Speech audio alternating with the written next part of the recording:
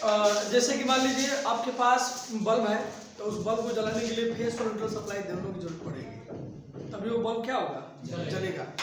आप मार्केट से कोई भी इलेक्ट्रिक या इलेक्ट्रॉनिक डिवाइस ले रहे हो घर में लिए, तो आप उसके बॉडी पर कहीं भी लिखा देख सकते हो, ये 3 चीज लिखा होता है, एम्पियर, वोल्ट और वाट। एम्पियर में लिख देगा इतना एम्पियर, वोल्ट में लिख देगा 220 वोल्ट। घरेलू उपकरण होगा तो सभी घरेलू उपकरण 220 से 230 लिखा रहेगा, 220 से 230 वोल्ट। अब ये दोनों बदल जाएंगे, जितना एम्पियर को एम्पियर लिखा है तो मान लीजिए 1 एम्पियर हुआ, 2 एम्पियर हुआ। वाट लिखा है, मान लीजिए हम कभी भी एलईडी बल्ब लेते हैं तो एलईडी बल्ब हम देखते हैं कितने वाट का है, 50 वाट। कितने वाट का है, 100 वाट। तो इसका मतलब हम लोग समझते हैं, वाट का मतलब कि जितना ही वाट बढ़ेगा उतना ही हम लोग विद्युत बिजली क्या होगी, खपत होगी घरों में। जो एनर्जी मीटर घर के बाहर लगा होता है ना, वो जितना हम लोग यहाँ पे उतने वाट का कर लेंगे ना, उतना ही बिजली क्या होगी, खपत होगी। या एम्पियर भी ज्यादा होगा, मान लीजिए 10 एम्पियर का कोई डिवाइस ले लिए, है ना, तो 10 एम्पियर का लोड अब पूरे आपके सर्किट में पड़ गया है। अब 1 घंटे में वो 10 एम्पियर के अनुसार आपको बिजली खपत करेगा, समझ रहे ना।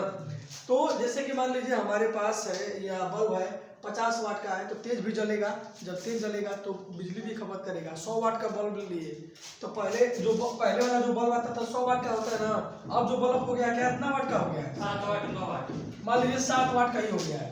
कितना वाट, 7 वाट। या कोई जलाता है तो 9 वाट का जलाता है, ये नहीं जलाता अपने घर में। पहले एक बल्ब 100 वाट लेता था, अब जो है एक बल्ब 9 वाट ले रहा है। तब बताओ इसमें लगभग 11 बल्ब हम लगा सकते हैं कि नहीं लगा सकते हैं। हाँ, आप घर में एक बल्ब जलाओगे, लेकिन एलईडी बल्ब जलाओगे, एलईडी बल्ब यदि जलाते हैं आप, तो इसके अर्थात में 11 बल्ब अपने घर में क्या कर सकते हैं, लगा सकते हैं। तो बिजली के सेविंग हुआ कि नहीं होगा, बिजली का बचत हुआ कि नहीं होगा। तो बिजली का बचत करने के लिए आप एलईडी बल्ब का ही प्रयोग करेंगे, बस मेरे ना। 100 वाट का जो बल्ब ले रहे हैं, आप लगा रहे हैं, अब नहीं जान रहे हैं कि नहीं 100 वाट का बल्ब लगा रहे हैं, तो जाहिर सी बात है 100 वाट का बल्ब लगा रहे हैं तो उसमें खपत करेगा।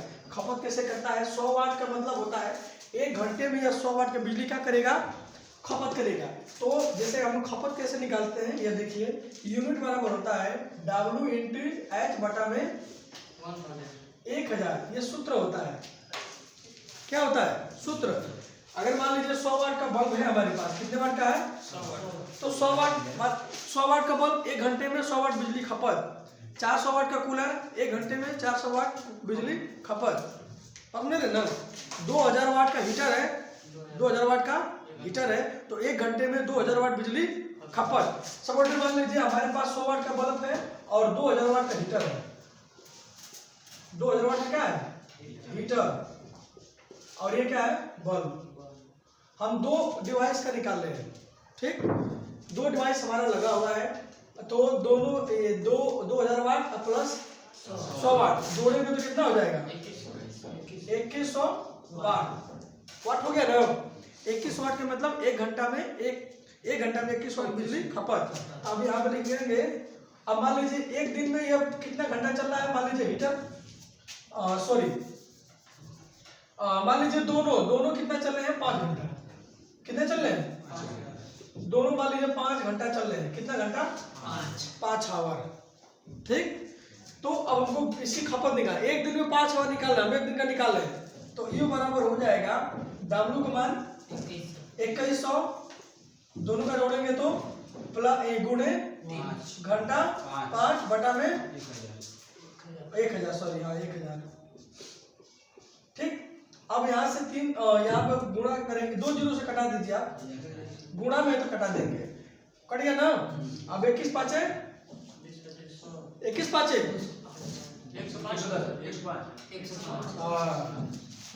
बराबर हो जाएगा 105 बटा में 10। ये जीरो हटाएंगे तो यहाँ पे 10 लग जाएगा, नहीं लग जाएगा, लग जाएगा ना। यूनिट बराबर 10.5 आगे कि नहीं आ गया। मान लेते हैं 10, मान लीजिए। अब यहाँ से सीधा इसका यूनिट क्या होगा, U बराबर हो जाएगा 10.5, यानी यूनिट कितना आ गया, एक दिन का 10 यूनिट मान लेते हैं। एक दिन का 10 यूनिट भी मान लेते हैं, एक दिन का 10 यूनिट, तो महीने का अगर जोड़े जाए तो 30 गुणे 10 बराबर एक महीने का, एक महीने का अगर जोड़ेंगे तो कितना आ जाएगा? 300। अगर एक दिन का 10 तो 30 दिन का 300 होगा ना, 300 यूनिट। अगर मान लीजिए हमारा बिजली यदि हमारा बिजली बिल अगर मान लीजिए 4 रुपया है, कितना है? 4 रुपया प्रति यूनिट है। मान लीजिए बिजली बिल कितना है? 4 रुपया प्रति यूनिट। तो 4 रुपये प्रति यूनिट हुआ तो हमारे यूनिट कितना गिरा है एक महीने में? 300 यूनिट गिरा है ना। तो 300 गुणे 4 बराबर 1200। अब देख लीजिए, अगर हीटर चलाते हैं आपको बिजली बिल देना पड़ेगा कितना?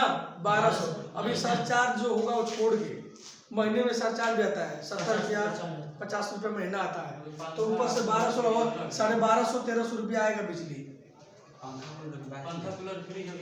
अभी पंखा कूलर फ्रिज एसी अभी क्या है सब छोड़ दीजिए, बल्ब भाई 100 वाट का भी एक ही है। अगर 10 लगा देंगे तो बिजली बिल तो सोचिए कितना आएगा महीने में। और बात समझ में आ रहा है ना। तो इसलिए आप लोग घर में जितना ही कम वाट का कोई भी डिवाइस चलाते हैं तो उतना ही बिजली बिल खपत कम होगा। तो इस तरह से सभी लोग बिजली सेविंग करने के लिए जो भी डिवाइस लेना मार्केट में तो बड़े हिसाब की तरफ से बैठा के लेना है ना, कितने वाट का है। एनर्जी मीटर लगा हुआ है घर में, तब मतलब मीटर लगा हुआ है तो एनर्जी मीटर जो घर के बाहर लगा होता है ना, जिसमें आती है कितने देखते हो तुम लोग? हाँ, डिजिटल में वो दर्शाती है, हरा कलर का उसमें ग्रीन बत्ती जलती है, चलता है ना, डिस्प्ले होता है, वही मीटर एनर्जी मीटर होता है। ठीक है, चलिए ठीक है।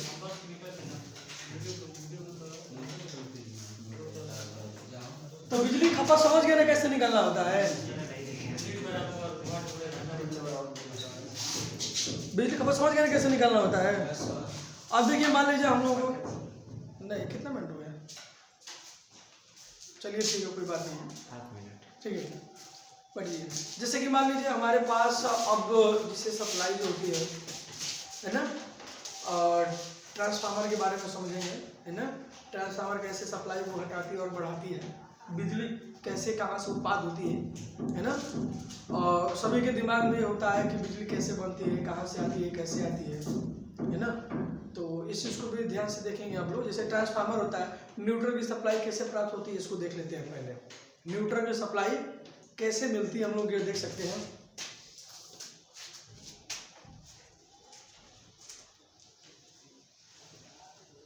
हिंदी में लिख रहे हैं ट्रांसफार्मर।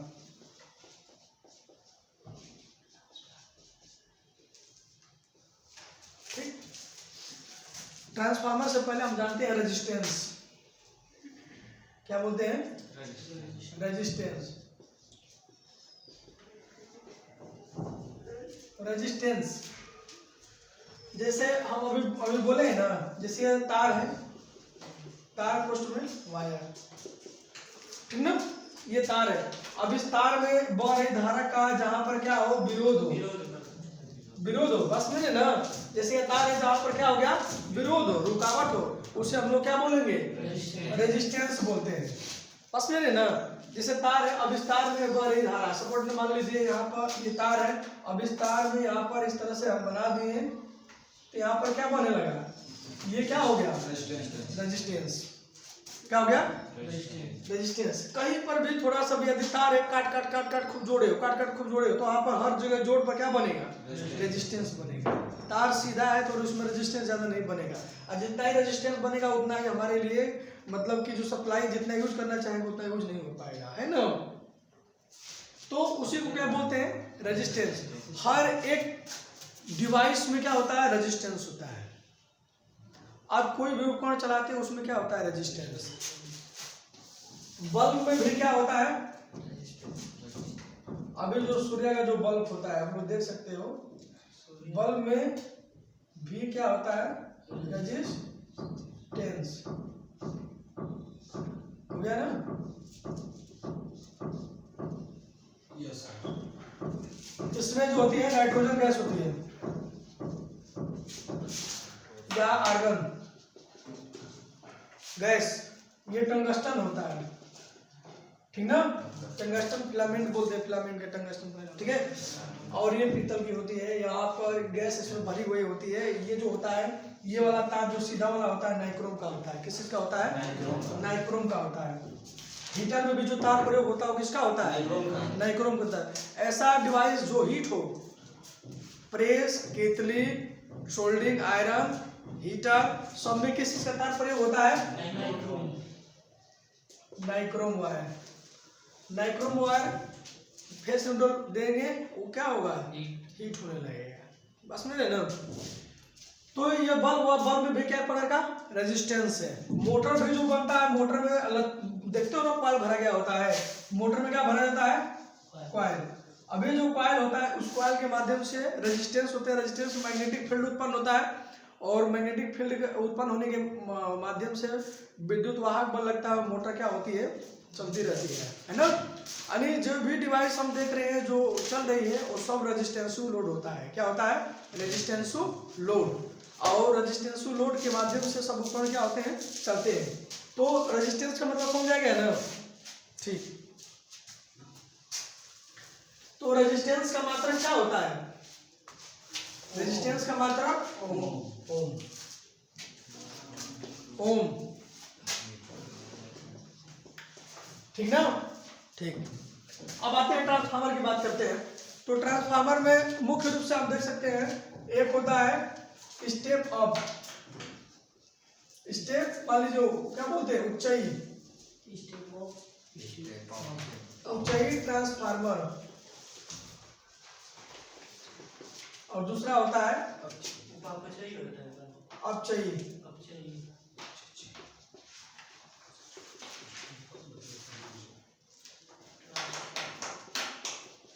ठीक है ना। स्टेप अप, स्टेप अप इसे बोलते हैं।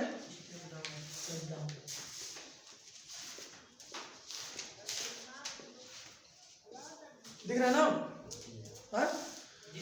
स्टेप अप और step down transformer. Step up जो स्टेप अप यानी ऊंचाई ट्रांसफार्मर, ये लो वोल्टेज को हाई वोल्टेज में बदलने का कार्य करता है। लो वोल्टेज को किसमें बदलता है? High voltage.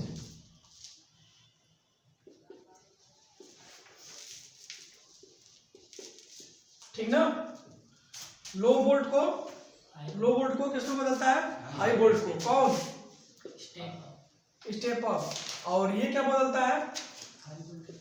हाई वोल्टेज को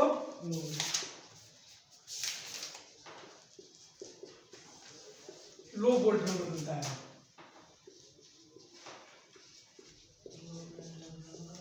बात में रही ना? इधर लो को हाई में बदलता है ये वाला, और ये हाई को लो में बदलता है। बस में ना, सिंपल बात है। अभी इसमें होता क्या है, अभी इसको देखिएगा। जैसे कि मान लीजिए ट्रांसफार्मर में, इसके ट्रांसफार्मर का जो सिंबल होता है, ये जो होता है ट्रांसफार्मर का क्या हो गया? हाँ, ये बाइंडिंग होता है। ये हम लोग का ट्रांसफार्मर हो गया। ठीक, बस में है ना। अब इसमें दो बाइंडिंग होती है, एक होती है प्राइमरी, एक होती है सेकेंडरी, एक होता है मैग्नेटिक कोर। देखिए अब ध्यान से,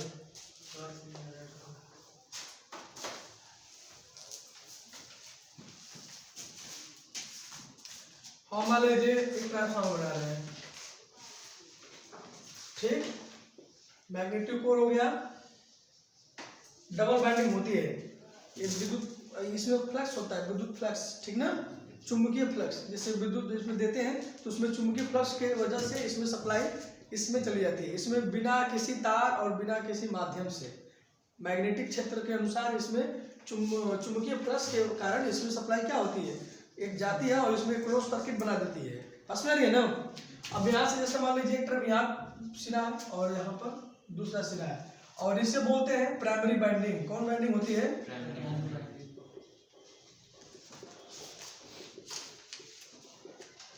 और ये होता है सेकेंडरी बाइंडिंग।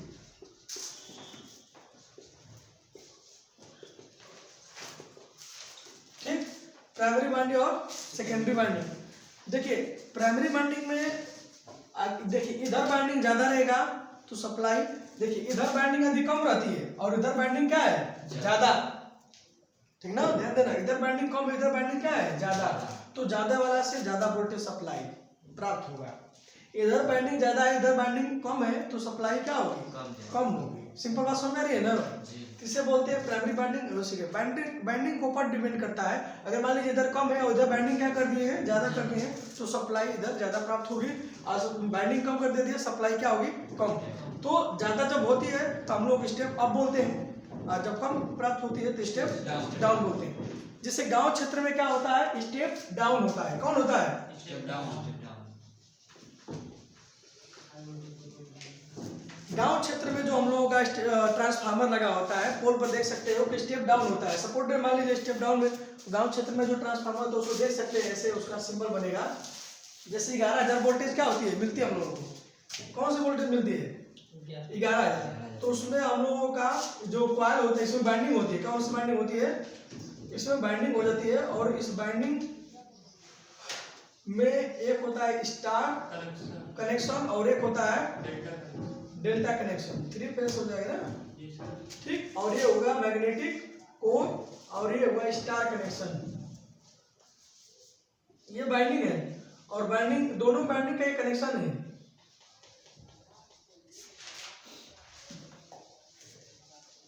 बीच में क्या होता है कॉमन, बीच में जहां पे जुड़ा होता है इसे बोलते हैं। इसमें बाइंडिंग 3 है, इसमें बाइंडिंग 3, इसका क्या कनेक्शन हो गया डेल्टा और ये हो गया स्टार। अब इसका एक सिरा यहाँ से निकाल देंगे और एक सिरा यहाँ से और एक तीसरा सिरा यहाँ से, 3 सिरा हो गया ना,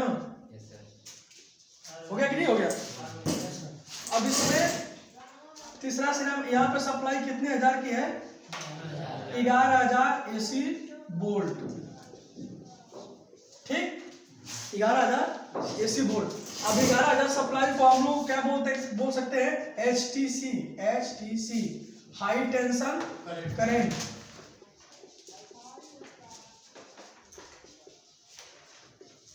हाई टेंशन करेंट, ठीक ना। और इधर जो प्राप्त होगी वो होती है लो टेंशन करेंट LTC, लो टेंशन करेंट, ठीक है ना, ठीक। HTC LTC ये 2 करंट होती है। HTC मतलब हाई जो 11,000 तक 11,000 से अधिक जो वोल्टेज होती है उसे हम लोग HTC बोलते हैं, और जो सप्लाई 440 या 220 वोल्ट की जो प्राप्त होती है उसको हम लोग क्या बोलते हैं LTC करंट बोलते हैं। HTC करंट बहुत ये जो करंट होती है इसका जो चुंबकीय क्षेत्र बहुत ज्यादा होता है, LTC का थोड़ा सा क्या होता है कम। इसलिए देखते हो कभी शीतलहरी टाइम में अदर कोई लड़का क्या करता है तार होता है हाई वोल्टेज वाली है ना, उसकी जो चुंबकीय क्षेत्र की वजह से नीचे अर्थ प्रकार का इसमें इस तरह टांग देगा तो बल्ब क्या होता है सप्लाई आने लगती है उसकी फ्रीक्वेंसी की वजह से। ऐसा क्यों हो, सुने नहीं हो, ठीक है। देखो जरा से तो 11,000 की वोल्टेज होती है। जैसे ट्रांसफार्मर का जो सिंबल होता है, मान लीजिए ट्रांसफार्मर है, यहाँ पर 3 खूंटी ऐसे तुम लोग देखे हो, ऐसे इंसुलेटर के माध्यम से ये इंसुलेटर होता है, इसमें 11,000 का तार जुड़ा होता है ना। और इधर क्या होती है 4 खूंटी होता है, कितना होता है 4 खूंटी होता है, ऐसे ना होता है। हाँ ये जो होती है ट्रांसफार्मर हो गया 4 खूंटी में ये तार ऐसे गया होता है, यहाँ पे L1 L2 L3 न्यूट्रल, ठीक ना, हाँ न्यूट्रल। और यहाँ पर 11,000 वोल्टेज आ जाएगी, कितनी वोल्टेज 11,000, वही इसके अंदर का ये सिंबल बना हुआ है। अब देखिए 11,000 वोल्टेज सप्लाई इस बाइंडिंग में आ गई। अब ये मैग्नेटिक कोर की वजह से चुंबकीय फ्लक्स की वजह से सप्लाई इस बाइंडिंग में आ जाएगी, इस बाइंडिंग का सप्लाई इस बाइंडिंग में जाएगी। इस बाइंडिंग की सप्लाई ज्यादा है और इस बाइंडिंग की सप्लाई क्या है कम। इधर जो सप्लाई का कनेक्शन ऐसे हो जाएगा, ऐसे। अब ये बाहर निकल रही है ट्रांसफार्मर के अंदर से, ये वाला ऐसे होगा। और जो कॉमन वाली सप्लाई है ना, कॉमन वाली सप्लाई भी क्या हो जाएगी ऐसा निकल जाएगी। तो इसलिए जो कॉमन वाला सप्लाई उसको न्यूट्रल मान लिया जाता है। न्यूट्रल यानी सबके साथ ये मिल गया, कॉमन उदासी नहीं प्रकार से, इससे कोई मतलब नहीं है।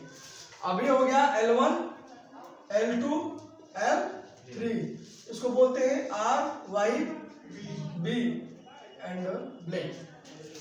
बस में रहे ना, RYB समझ रहे हो ना, L1 L2 एंड L3। तो ये ट्रांसफार्मर के अंदर से ऐसे मिलता है, और ट्रांसफार्मर से ही हम लोग को न्यूट्रल सप्लाई प्राप्त होती है। धरती से नहीं प्राप्त होती है, कहाँ से प्राप्त होती है? ट्रांसफार्मर से ही प्राप्त होती है। ये बात समझ में? ये जो होती है डेल्टा कनेक्शन है ना, इसमें सप्लाई खुद हाई वोल्टेज की आ रही है। हाई वोल्टेज सप्लाई में न्यूट्रल कहाँ से आ जाएगा? न्यूट्रल तो हम लोगों को यहाँ बनाया जाता है ट्रांसफार्मर के अंदर बाइंडिंग करके, स्टार कनेक्शन करके बनाया जा रहा है। बस में रहे ना। देखिए, इसलिए थ्री फेस मोटर में किसी भी प्रकार का न्यूट्रल सप्लाई की आवश्यकता नहीं होती है। सिंगल फेस मोटर में ही हम लोग को फेस और न्यूट्रल की आवश्यकता पड़ती है। थ्री फेस में ओनली तीनों फेस जाएगा, न्यूट्रल का कोई काम नहीं है। वो अपने बाइंडिंग के अंदर ही न्यूट्रल क्या कर लेगा, बना लेगा। बस में रहे ना। तो ये हम लोग का L1 L2 L3 and RYB, और यहाँ पर जो सप्लाई प्राप्त होगी वो कितनी हो जाएगी? 440 वोल्ट AC सप्लाई। दिख रहा है ना? हाँ ठीक। तो 440 वोल्ट AC सप्लाई RYB के माध्यम से न्यूट्रल सप्लाई। अब सभी में 220 वोल्ट की सप्लाई है, सभी तार में। देखिए, इसको चेक कैसे करते हैं? न्यूट्रल से यहाँ पर रखेंगे, मल्टीमीटर से चेक करते हैं। तो न्यूट्रल से यहाँ से चेक करते हैं तो 220, न्यूट्रल से L2 को चेक करेंगे तो 220, न्यूट्रल से L3 को चेक करेंगे तो 220। बस में रहे ना, कोई दिक्कत नहीं। इन दोनों तार को आपस में चेक करेंगे तो 440। बस में रहे ना। इन दोनों को आपस में चेक करते 440। यानी हमेशा ये दोनों अब इस तरह से जोड़ेंगे तो कितना हो जाएगा? 440। कितना हो जाएगा जी? 440 नहीं, अगर तीनों में, अगर 220 इसमें, 220 इसमें 660 आता है ना, लेकिन हम लोग प्राप्त कितना होता है? 440। बस में रहे ना। तो 440 वोल्ट ही प्राप्त होती है। एक का ग्राफ जो होता है, दो एक साथ हमेशा, जो इसमें का दो तार हमेशा एक साथ रहते हैं, तो तीसरा वाला पीछे होता है। यदि ये दो एक साथ जाएंगे तो ये वाला पीछे हो जाएगा, ये दो साथ एक साथ रहेंगे तो ये वाला क्या होगा? पीछे। इसके जो चलने की क्रिया है, अल्टरिंग क्रिया, ये हमेशा इसमें एक क्या होता है? पीछे रहता है। तो दो हमेशा एक साथ रहने की वजह से क्या पाते हैं हम लोग? 440। यानी 3 रस्सी है, 3 रस्सी को यदि इस तरह से हम लोग बना रहे हैं, 3 रस्सी को आपस में क्या कर रहे हैं? बना रहे हैं ना। जैसे मान लीजिए चोटी टाइप के बना रहे हैं। जैसे औरतों चोटी नहीं बनाती है, तो औरतों चोटी बनाती है तो हमेशा एक बार, मतलब एक को क्या कर देती है? अलग निकाल देती है, और दो ही को लेकर चलती है। बस में रहे हो ना। तो वही एक वाला पीछे रहता है, हमेशा दो को लेके ही आगे बढ़ती है सप्लाई करंट वाली। इसलिए कितना बोला जाता है? 440। किसको दिक्कत नहीं ना है? ठीक। यहाँ से हाई टेंशन करंट और यहाँ से क्या हो सकती है? लो टेंशन करंट। तो ट्रांसफार्मर जो घरों और गांव क्षेत्र में जो हम लोगों को ट्रांसफार्मर सप्लाई मिलती है, वो प्राइमरी बाइंडिंग और सेकेंडरी बाइंडिंग, और बीच में होता है कोर। कौन सा कोर? Magnetic core. ये मैग्नेटिक कोर बाइंडिंग, ठीक ना, जो सप्लाई इधर से इधर की ओर जा रही है। और हम लोगों की सप्लाई यहाँ से जो मिलती है और इधर की तरफ क्या होती है? प्राप्त होती है। और हम लोग अपने घर में क्या लेते हैं? इसमें से मान लीजिए कोई एक फेस ले लिए और इधर से क्या ले लिए? एक न्यूट्रल। तो 220 वोल्ट सप्लाई हम लोग को पूरा हो जाता है। यानी यहाँ से लेकर ये परिपथ यहाँ पे पूरा हो जाएगा। समझना ना। ये वाला तार टूट जाएगा न्यूट्रल वाला, तो क्या ये परिपथ किससे पूरा करेगा? पर कर पाएगा? नहीं कर पाएगा। तो उस तरह से हम लोग क्या करना पड़ता है? अर्थ गाड़ना पड़ता है। धरती से क्या करना पड़ेगा? अर्थ लेके इसको परिपथ को ग्राउंड कर देते हैं, जिससे कि परिपथ क्या होता है? पूरा होता है। तो वो जितना मजबूत नहीं होती है जितना कि ये मजबूत होती है। बस में रहे ना। ठीक है। तो इस तरह से ट्रांसफार्मर से हम लोगों का कार्य होता है गांव क्षेत्र में। और स्टेप अप ट्रांसफार्मर का जो कार्य होता है, जैसे कि पावर स्टेशन पर हो गया, पावर स्टेशन पर 22,000 वोल्टेज है, उसको 44,000 वोल्टेज करना है। कितना हो गया? जैसे मान लीजिए ये हो गया ना स्टेप डाउन का। अब मान लीजिए स्टेप अप का देख लीजिए।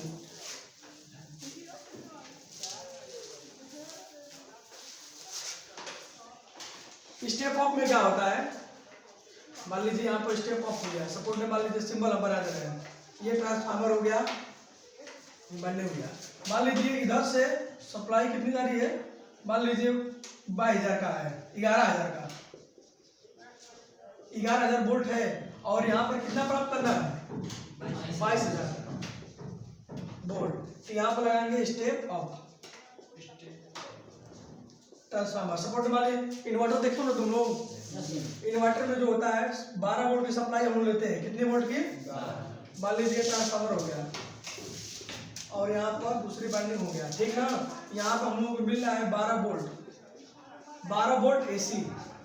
जैसे बैटरी जो होता है ना, बैटरी को डीसी से एसी बदला जाता है, इन्वर्टर बदलेगा, बदलने के बाद ये ट्रांसफार्मर क्या करता है 12 वोल्ट एसी को 220 वोल्ट में बदलता है। कितने वोल्ट में, इन्वर्टर के अंदर यही होता है ट्रांसफार्मर। कौन सा, स्टेप अप, जो सप्लाई को 12 वोल्ट बैटरी की सप्लाई को 220 वोल्ट में बदलने का कार्य करता है। तो उसमें कौन सा ट्रांसफार्मर होता है, स्टेप अप।